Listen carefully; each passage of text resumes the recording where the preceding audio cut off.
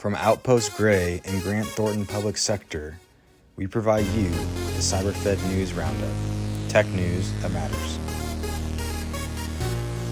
Hello and happy Friday, August 19th, 2022. I'm your host, Jack Scott, and today I'm providing you the CyberFed News Roundup for the week of August 15th. Let's get into it. As the midterms are nearing, election officials and leaders are not surprised by the buzz around disinformation and the uptick of targeted campaigns. Officials and experts are concerned that threat groups, hacktivists, and other individuals will begin targeted disinformation campaigns to dissuade minorities from voting in the November elections. The wedge issues being leveraged as part of the disinformation campaigns include abortion and LGBTQ rights, recession concerns, the insurrection on January 6th, and COVID-19. Jen Easterly, the current director of CISA, explained her concerns about cyber threats to the upcoming midterm elections, but is more concerned about the long-term impacts misinformation and disinformation will have on the integrity and trust of the U.S. government. Two government agencies are breaking the mold and thinking outside the box by making zero trust language understandable. Anyone that has read U.S. government policies knows they are difficult to understand and implement. It is especially true in the realm of zero trust. Now, two U.S. government agencies, NSA and FDIC, are taking the lead to make zero trust easier to understand. They are accomplishing this by breaking down each of the 19 actions listed in the White House's Zero Trust memo and rewriting them in common language. The CIO for the Office of Strategic Infrastructure applauded this initiative by saying, putting the principles of zero trust and the steps to get them there in plain language is critical to making progress. The U.S. government is known for many things. Quick execution and speed are not one.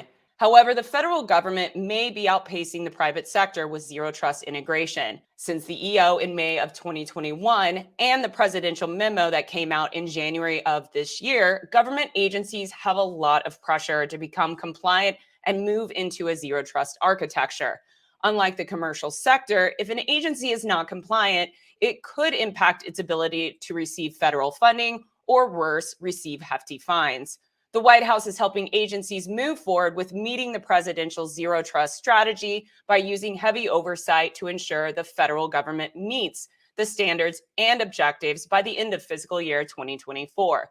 This is causing the federal government to come out ahead of implementing zero trust architecture. This week, CISA put out a report warning about vulnerabilities in the Zimbra collaboration suite.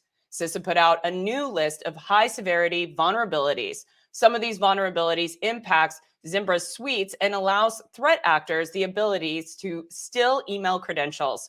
Another vulnerability allows threat actors access to write to file during extraction operations. CISA recommends organizations impacted by this vulnerability to ensure they collect the forensics and quarantine the infected network or machine.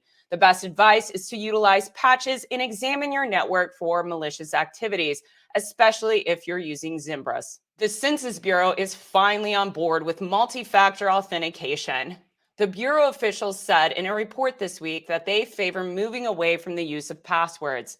They are discussing ways to move away from using passwords as the primary means of protection and integrating NFA. Some of the options they mentioned included using smart cards and two-factor authentication apps. This is one step closer for the organization to strengthen its security posture and mitigate risks when employees write down passwords. That concludes your CyberFed News Roundup for the week of August 15. Please make sure to like, subscribe, and please share this out with others. I look forward to seeing you all next Friday morning.